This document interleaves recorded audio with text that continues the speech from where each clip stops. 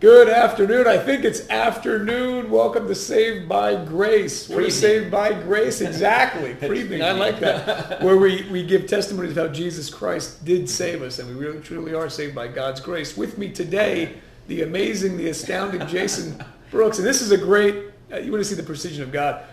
When our producer sets up the interviews, sometimes I do, and she says, I have someone for you to interview, and I've interviewed him before. And I hear the name and I go, why do I know this name? And I call him and I go, Jason, I think I know you. Did I meet you and your brother? He's like, Lance, I met you like, what was it, 5-6 years ago? 5-6 years ago, yeah. I'm like, oh yeah, at your martial arts school, we were talking. Yeah, when I used to have a training facility before I came to the Lord, when I was still playing in the world. Jason and I met like years ago. So how funny is this? Right before we leave for the Philippines, here he is. To share his story. So before we get into all I thought the way you were introducing me, I thought you were going to introduce my beard. Well, you can introduce your beard. That's all biblical, right? Yeah, that's new. That is. It took 6 years to grow that. No, actually, to a little over 2 years. Okay. Basically, yeah. Wow, look at you. But I'm telling you. How would you like? I don't know. I can't grow it here, but right here, God bless me. So, tell a little before we get into your testimony. You want to give a little bit of your background? Oh wow! Well, jeez, which one? Any of them. Which life that I lived before? Well, born and raised here in Las Vegas. Grew up, riding horseback and motorcycle. 25, I found myself with a girlfriend and a kid, and had no clue what I was going to do with my life. So I joined the Marine Corps. Spent 7 years, 2 months, and 22 days in the Marine Corps. Went to combat in Iraq. Spent 5.5 of those 7 years with the most glorious warriors, besides God's warriors, of course, in the Marine Corps, and that would be with the reconnaissance community. I was at 2nd Reconnaissance Battalion, 1st Reconnaissance Battalion over at Camp Pendleton. Got injured in Iraq, got medically retired in 2005. Since my injuries, I've had like 10 different surgeries, metal plates and screws in my neck, 2 neck surgeries, 2 shoulder surgeries, screws in my shoulder. A year and a half ago, my lower back blew out, so I have metal plates and screws in my lower back, and I've had bilateral hip replacements, so I have metal hips, and I've had cancer removed out of my right femur. But I'm still a walking, talking testament to the power of God. Oh, alive and kicking. That's a lot of surgeries, like a surgery collection. Yeah, I'm like bionic. Like, take me to the airport, TSA loves me. I was going to say, did you bring anything? No, I just beep. A human robot. So, tell us about. We'll get into this before. Your testimony. When did the Lord get you? I was going to put it like that. Well, May 2014 when I got baptized, but about March of 2014 is when Jesus just grabbed me and shook me. That's what I want to hear. Yeah, I mean it's so funny how it came about, and not like funny like haha, because it was pretty sad for a bit. Battling with alcohol. Never had a big drug addiction, but my drug of choice, of course, was alcohol with self-medicating, because I've been on a lot of different medications because I have PTSD, I have anxiety disorders, I was diagnosed with sleep apnea. I mean, you spin a wheel of the diagnosis from the veteran VA and throw a dart and hit it, and I've been diagnosed with it. Struggling a long time with a lot of different demons that I battled. And in about December of 2013, after my 3rd divorce, I just kind of hit my knees and I said, and I wasn't, a disciple or anything yet. I was born and raised Jewish, so I really didn't have a true relationship with God. I was just kind of like, go to temple on a service and Yom Kippur and say a few burqas, and I was good. But I hit my knees and I said, God, you got to do something in my life, because I can't do this anymore. Been through suicidal thoughts and ideologies. Never had like a real plan, but there was times that I just sat in bed going, I just don't want to do this anymore. Struggle, pain. I'm done. I just can't do the heavy lifting. I've got kids. I don't want to see them, not grow up, but at the same time, it's like I don't want them to have me as their leader, because I'm not leading. I'm just struggling. And my son was on the wrestling team at the time, and I volunteered to help out with the wrestling team. And one of his teammates I met during one of the matches, and he showed up and he didn't have any food for the day because it was like a dual match and it's a long time, so I bought him some food and stuff like that. Well, then we had a parent meeting after that, and his mom showed up. Now, when I saw her, I just thought that she was married, so I'm like I've got enough issues. I don't need any more drama. And it turns out that we started talking, and again, not knowing who she was, we just started talking. We hung out a little bit, and then found out that she was actually not married. But see, at the same time, I was struggling so mentally. I was like, I can't do this. I don't want this. I don't want this. And then it just, for some reason, I just kept getting drawn to her, and I didn't know why. And I found out why is because she's a very biblical person. She's a born-again Christian, and she would leave Bible laying around. Like, she would go to work and come home and help me with some of my stuff with my issues. And she was like, you know, we can start seeing each other, but there's no sex before marriage. And I'm like, yeah, right, whatever. I've met you people before. I'll knock that out of you real quick, because I'm good at taking that down. But I didn't, you know. And I started opening up the Bible. And it's like, well, I read the Old Testament. I don't need your Bible, you know. That's New Testament, that's it, Jesus stuff. But as a Jew growing up, you don't learn anything about Jesus. Yeah. And so when I opened it up and I started reading, I was like, there's something about this guy. He's actually pretty cool. Like, that's what I'm thinking. Yeah. I'm not calling him a guy, but I'm like, I want to learn a little bit more. So as we, you know, are talking and dating, one of the rules that she had is you have to come meet my papa, and we have to go through premarital counseling. And I'm like, okay, it can't hurt because I'm divorced 3 times, so maybe there's a little something to this premarital counseling, right? Maybe something I don't know. Maybe something I don't know. Yeah. And of course, it's faith-based because they've been doing it for the church for 20 years. Him and we call her Grammars, you know, Papa Grammars, George and Zamnick's beautiful people. And we start going through this counseling, and I'm just starting to read the Bible. And then as we break up our counseling, like the girls go in one room, and then me and Papa sit in the other room, and we start talking. And literally, the words came out of my mouth one day, and I don't even know where it came from. But we were in the middle of studying, and I just looked up and I said, Papa, I want to be baptized. Like, and I didn't even know I said it. Yeah. It was just, I became so overwhelmed with emotion because just the feeling I had just learning about this man, this God incarnate. I was just so thrilled. I was like, I need this in my life. This is the part that I'm missing. You know, I missed the brotherhood from the Marine Corps, from the military. You know, I ride motorcycles with guys, but there was just something missing. Like, I was running for so long. I was looking in the bottom of a barrel, of a bottle. I looked down the barrel of a gun. I looked in bars. You know, I looked in other states. Like, I was running everywhere to try and find this, but the one thing I never did was look up. And the day that I did that march, that May, got baptized, next week we got married. And we've been married for over 4 years now. And every morning starts with our daily devotionals. We guide our children, and we've got 2 boys in the Army right now. I do volunteer work in the community. I've been on missions to Tecate, Mexico, to Rancho de sus Niños. I mean, I've volunteered at the church, doing the coffee messes, doing, you know, at the Christian academies with flag football, and volunteering to cook, and just everything. And my life changed so dramatically. I still have some pain issues, but it's completely different now because I'm like, when I wake up, Jesus is going to get me out of bed. I might be in a little bit of pain, but I know I'll get through the day because I've got the power of Him, you know, just pumping through my veins. And being able to give my testimony to other people, being able to talk to veterans who deal with PTSD and anxiety issues and marital issues, where I'm like, hey, why don't we just open up this book and let me show you what it says over here about what a marriage is supposed to be. Let's look at Matthew. Let's look up Ephesians. Let's, you know, get into this. And wow, it just, you change lives. I've saved marriages. I mean, I didn't save marriages. Jesus saved marriages through me. Like, you're a good guy. I mean, that's what it is. You start to see. I mean, that's the thing. You just want to share it with people. It's not you only keep it to yourself. It's, you know, you're not hiding that coin in the earth. I'm telling you. What ends up happening is people, these problems that you're experiencing, the world keeps you in that nonsense. And that, Absolutely. You know, Jesus came to set us free. When you start looking at it, stop assuming I know what He's going to say. No, you don't know what He's going to say. Not at all. And you start to see things, and you go, I've been doing it wrong the whole time. And it's funny because we do the wrong thing. We keep on running into the wall. Absolutely. And at one point, we're like, you know what? What's the right way to do this? It's a pattern. It's like, I'm an alpha male. I can control everything, and I can dominate everything. And if you just do what I say, everything's going to be fine, right? Because I'm in control. It's my world. It's this. It's that. I own the road. When you're driving wrong, I'm going to tell you you're driving wrong, because I will yell out the window and I will punch your car when I drive by, because I've done that before. Years ago. I get it. Years ago. I've literally pulled people out of the car in the middle of traffic because, you know. But it's, you know, it's good. People, they need to understand that they look at you, and again, I know I've experienced it because I was bad. I was awful.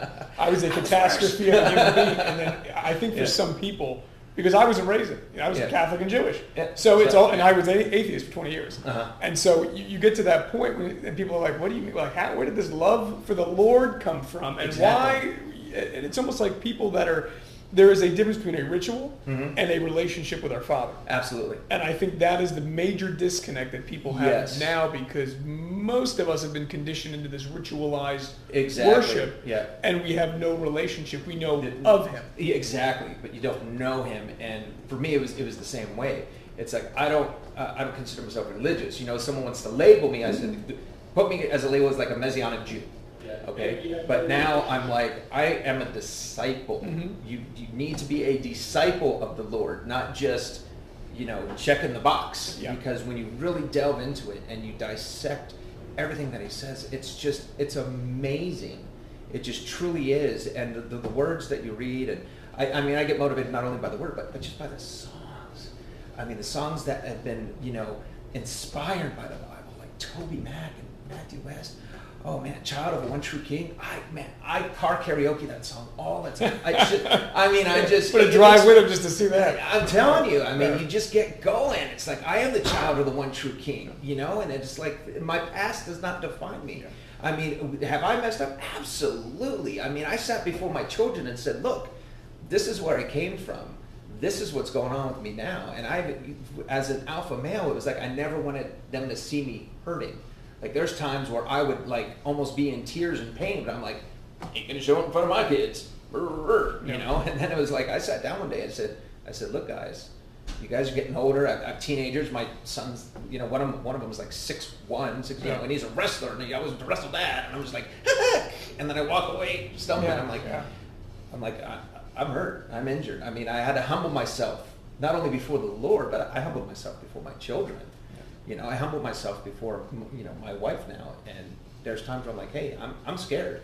When I had extra shooting pain, it's like I know Jesus got me, but this is scary because it's a new pain for me, and I know we're going to get through this, but there's still some things when you're dealing with it new, it shakes you a little bit. Yeah, absolutely. You get knocked off a little bit, and you're like, whoa, let me get centered back with Jesus. He's got me, and let me breathe through this. I still release that control. That's the biggest thing, is releasing that control, because it's like, it's so just innate at least in me, I can't speak for everybody, to just want to own everything. And it's like, I own nothing, not even my children. These are Jesus's children.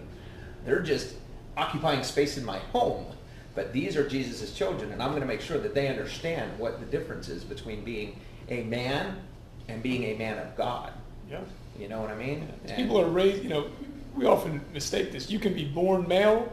You have to be taught to be a man. Exactly. And that's the difference. Like I said, huge difference. Society's so upside down right now. Responsibility and accountability are huge things. Yes. And owning your mistakes. I am not perfect. I am a sinner still. And guess what?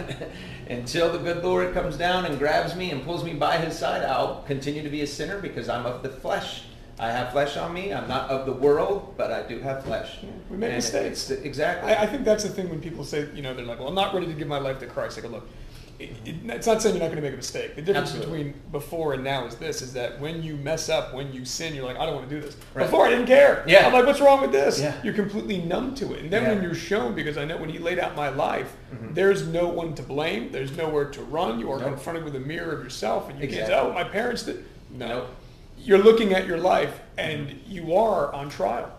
You're on trial, and you're like, wow, when you're held accountable, and your whole life changes, because then you go, wow, I was so messed up, I couldn't see what was right in front of me. We have a good Father, because what always keeps me humble is that at any time in my sin, He could have just killed me. Just taken me, I'd be in hell. Oh yeah. And people say, well, that's a little harsh, but that's the truth. The truth, Because when you understand that, you will you'll be like, no, Jesus, thank you. You take it seriously. It's no longer like a running joke, or I think our laws are strict. It's like, you don't know God, Jesus, what He can really do if He really wanted to. And it's amazing how much He lets us get away with, if you even want to say it like that. It's like, He gives you some seriously long rope. And see how far you can go, but you got to come back to Him.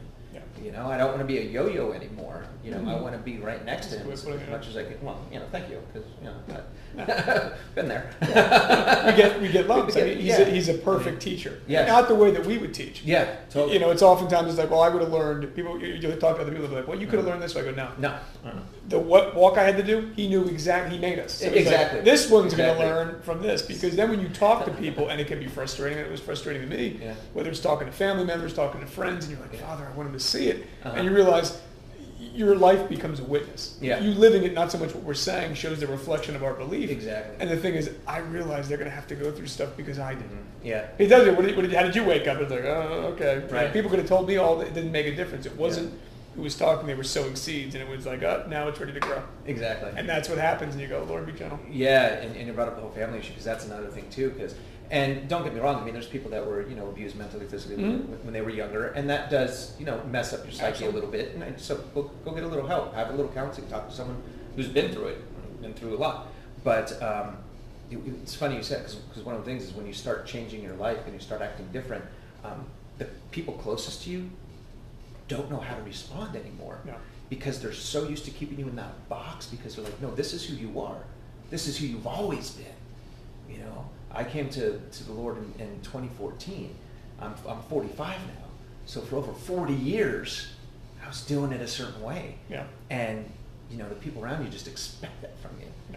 And no matter what you're doing, they don't see this, they see, oh, you're still doing it that way. I'm like, no, I'm completely different. My thought process is completely different now. And they're like, no, you're the same person.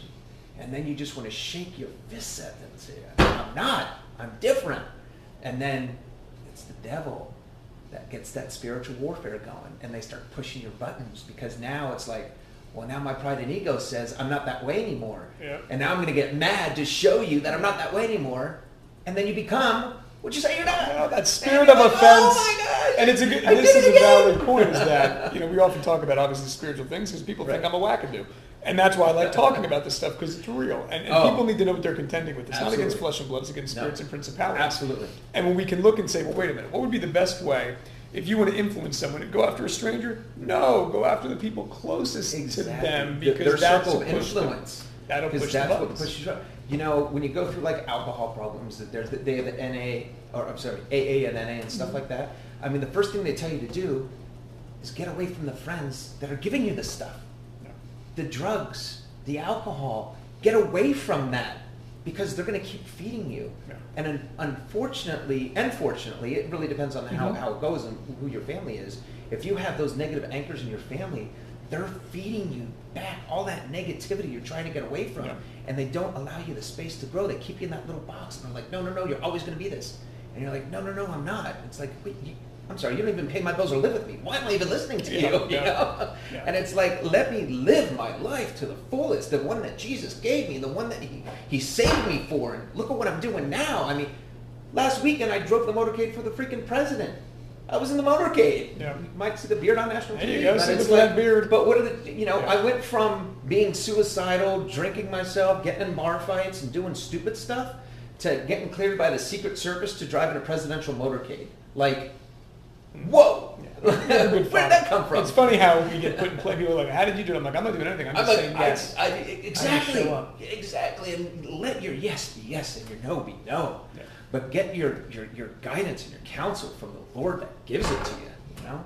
And it would change, you know, that's the peace that surpasses all understanding. That's the joy, you know. Too often it talks about we can walk into the kingdom. This is not something, it's not going to be seen by the naked eye. People are looking for it. You walk in it. It's here. You have to accept it. But too often we walk in, we come back, and we don't have to leave. Yes, you're already there. Yeah. And that's a hard concept, because they're waiting for something to, you know, to appear. It's the sign. It's, what's the sign? I didn't see the big spiritual. That's the aspect. But I go, that's when people look and they go, it doesn't make it. Stuff's always going to come. Storms are always going to come to our life. Absolutely. We don't have to respond the way that the world does, because we go, well, my Father's here. Jesus always comes, but it's not the beginning.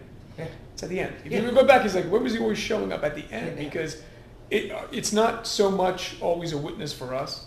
It's a witness for those watching who don't believe. And they go, why aren't you moved?